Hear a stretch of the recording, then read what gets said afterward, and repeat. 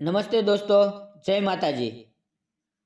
આજે એવી એક સાચી ઘટના આધારિત વાત કરવી છે કે જે સાંભળીને તમારા રૂવાડા ઊભા થઈ જશે અને દિલ ધ્રુજી ઉઠશે કે આવું પણ બની શકે. મારું નામ કબીર છે. હું સુરત શહેરમાં રહું છું અને એકદમ સામાન્ય માણસ છું. જિંદગીના બોજ તળે દબાયેલો. રોજ સવારે ઉઠું, સાંજ સુધી મહેનત કરું જેથી ઘરનું ભાડું ભરાય અને મારા બે નાના બાળકો ભૂખે ના સૂવે. ના કોઈ મોટું સપનું, ના કોઈ દોલતની લાલચ. બસ એટલું જ કે મારા બાળકોના ચહેરા પર હસી રહે. પણ કિસ્મતે મને એવી નોકરી આપી છે કે જેનું નામ સાંભળીને લોકો ડરી જાય. હું હોસ્પિટલમાં, મોર્ગમાં એટલે કે શબઘરમાં કામ કરું છું. એ જગ્યા જ્યાં માણસની જિંદગી છેલ્લી વાત આવીને શાંત થઈ જાય. દરરોજ એક શબ આવે છે. કોઈ અકસ્માતમાં ગયું, કોઈ બીમારીથી હારી ગયું, કોઈ દુઃખથી તૂટીને ચાલ્યું ગયું.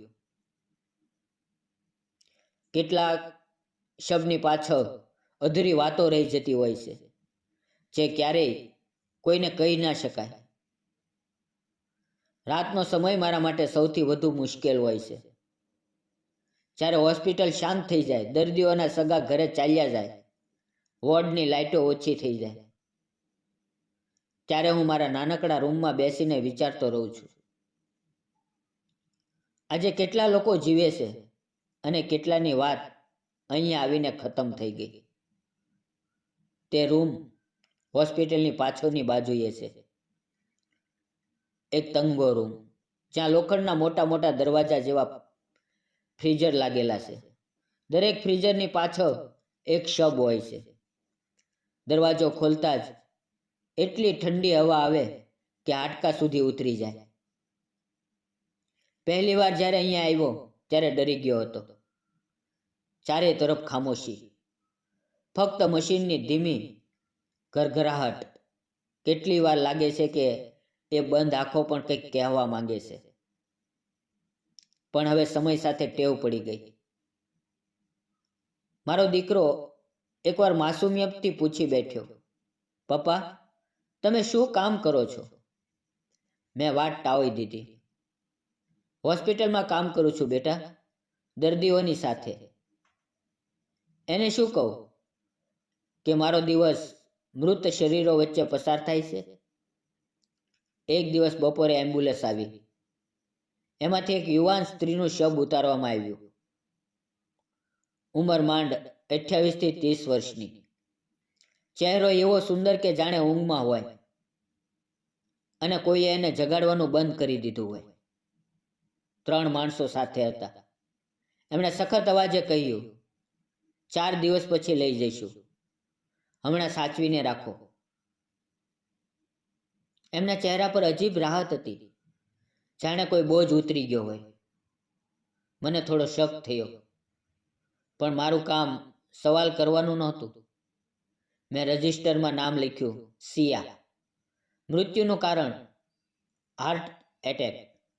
મેં શબને ટ્રોલી પર મૂક્યો, ફ્રીઝરમાં ધકેલ્યો અને દરવાજો બંધ કરતી વખતે એનો ચહેરો મારી આંખો સામે આવી ગયો. એવું લાગ્યું કે જાણે એ મને જોઈ રહી છે. રાત થઈ, હોસ્પિટલ શાંત થઈ ગઈ. હું ચા પીતો બેઠો હતો ત્યારે અચાનક એક અજીબ બેચેની થઈ, જાણે કોઈ મને બોલાવતું હોય. મેં માથું હલાવ્યું પણ દિલે કહ્યું, જઈને જો, કંઈક ગડબડ છે. હું ઉઠ્યો અને રૂમમાં ગયો. દરવાજો ખોલતા જ ઠંડી હવાએ મારા શરીરને ચીરી નાખ્યું. હું સીધો એ જ ફ્રીઝર પાસે ગયો અને દરવાજો ખોલ્યો. મારા પગ નીચેથી જમીન ખસી ગઈ. સિયાનો હાથ ધીમેથી ઉપર ઉઠેલો હતો, જાણે છેલ્લી કોશિશમાં કોઈએ મદદ માંગી હોય. મારો શ્વાસ અટકી ગયો. મેં આંખો ચોળી, ફરી જોયું. હા, હાથ ઉપર હતો. મેં ઝડપથી ફ્રીઝર બંધ કર્યું અને પાછો ફેર્યો. રૂમમાં આવીને બેસી ગયો, પણ રાતભર ઊંઘ ના આવી. સવારે ફરી ગયો. આ વખતે હાથ પાછો નીચે હતો. મને લાગ્યું કદાચ મારું ભ્રમ હતું, પણ પછી મેં ધ્યાનથી જોયું. એનું છીનું ધીમેથી ઉપર નીચે થઈ રહ્યું હતું, જાણે ખૂબ ધીમો શ્વાસ ચાલે છે. મેં કાન મૂકીને સાંભળ્યું. ખૂબ ધીમી પણ સ્પષ્ટ ધડકન હતી. મારા હોઠમાંથી આપોઆપ નીકળી ગયું, બહેન, બહેન, તમે જીવતા છો? અને પછી એની આંખના ખૂણેથી એક આંસુ નીકળીને ગાલ પર વહી ગયું. એ આંસુએ મારા દિલને હલાવી નાખ્યું. હું સમજી ગયો કે આ કોઈ સામાન્ય મોત નથી. આ એક જીવતી સ્ત્રીને મૃત જાહેર કરીને દફનાવવાની સાજિશ છે. રાત્રે ફરી સપનું આવ્યું.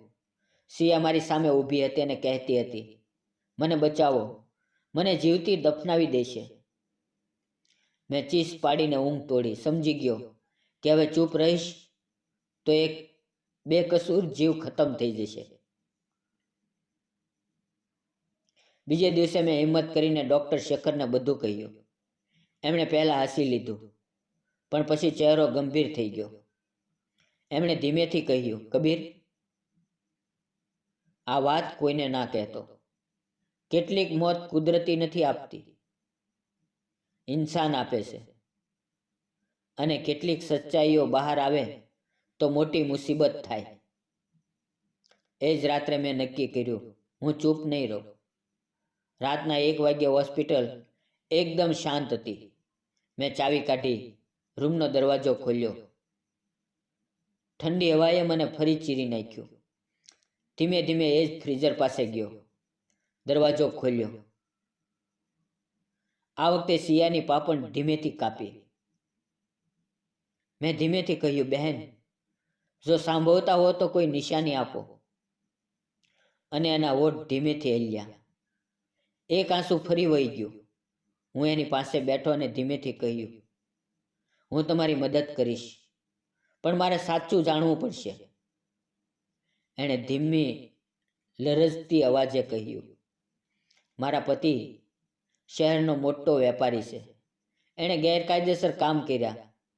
એનું રાજ મને ખબર પડી ગઈ.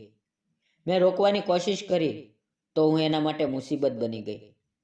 એણે મને ધીમું ઝેર આપ્યું. ડૉક્ટરોને પૈસા આપીને મૃત જાહેર કરાવી દીધું. 4 દિવસ પછી દફનાવીને એ મુક્ત થઈ જાત. મારું દિલ ધ્રુજી ઉઠ્યું. આ એક જીવતી સ્ત્રીને જીવતી જ દફનાવવાની સાજિશ હતી. મેં કહ્યું, તમે ચિંતા ના કરો, હું તમને અહીંયાથી લઈ જાઉં છું.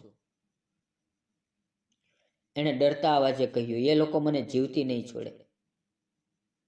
મેં કહ્યું, હું તમને ક્યારેય એકલી નહીં છોડું. એ જ રાત્રે મેં એને ધીમે ધીમે રૂમમાંથી બહાર કાઢી. એ ચાલી ન શકતી, એટલે મેં એને ખંભે ટેકવીને મારી જૂની બાઇક પર બેસાડી અને ઘરે લઈ આવ્યો.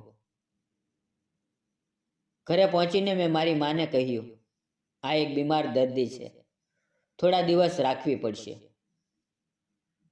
માએ વધુ પૂછ્યું નહીં. પણ એ જ રાત્રે 2 મોટી ગાડીઓ આવી. સિયાના પતિના આદમીઓએ બધા ફ્રીઝર ખોલ્યા અને જોયું કે શબ ગાયબ છે. એમણે ફોન કર્યો, સર, શબ નથી, કોઈએ લઈ લીધું છે. અને એ જ રાતથી મારી પાછળ લોકો લાગી ગયા. બીજા દિવસે મેં મારા મિત્ર નિખિલને બધું કહ્યું. એ એક ઈમાનદાર પત્રકાર છે. એણે કહ્યું, આ ખૂબ મોટો કેસ છે. હું સબૂત એકઠા કરીશ અને ખબર ચલાવીશ. પણ ઘરે પાછા ફર્યા ત્યારે સિયા ડરી ગઈ હતી. મને લાગે છે કે કોઈ બારી પાસે ઊભું છે. મેં બારી ખોલીને જોઈ. બહાર કોઈ નહોતું, પણ મને ખબર પડી ગઈ કે દુશ્મન ખૂબ નજીક છે. આખરે નિખિલે બધા સબૂત એકઠા કર્યા અને એક જ દિવસમાં ખબર દરેક ચેનલ પર ચાલી ગઈ. જીવતી મહિલાને મૃત જાહેર કરીને દફનાવવાની સાજિશ. પોલીસ આવી સિયાના પતિને પકડી લીધો અને સિયાને નવું જીવન મળ્યું. મિત્રો, આજે સિયા મારા ઘરે જ રહે છે. મારા બાળકો એને માસી કહે છે અને મારી પત્ની એને બહેન માને છે. દોસ્તો, જિંદગીમાં ઘણીવાર ડર લાગે છે, પણ જો એકવાર હિંમત કરીને ભલું કરીએ તો દુનિયા પોતે બદલાઈ જાય છે. આજે જ વચન આપો, જ્યાં કોઈની મદદની જરૂર હોય ત્યાં ચૂપ નહીં રહેવું. મિત્રો, વિડીયો પસંદ આવ્યો હોય તો લાઈક, શેર, સબસ્ક્રાઈબ કરજો. અને તમે કયા શહેર, કયા ગામડેથી આ વિડીયો જોઈ રહ્યા છો એ અમને જરૂર જણાવજો. વિડીયોમાં આવેલા નામ, પાત્ર અને ઘટના ફક્ત કાલ્પનિક હતા. તેનો કોઈ પણ વ્યક્તિ, જાતિ કે ધર્મ સાથે સંબંધ નથી. આ વિડીયો ફક્ત મનોરંજન અને શૈક્ષણિક ઉદ્દેશથી બનાવવામાં આવ્યો હતો.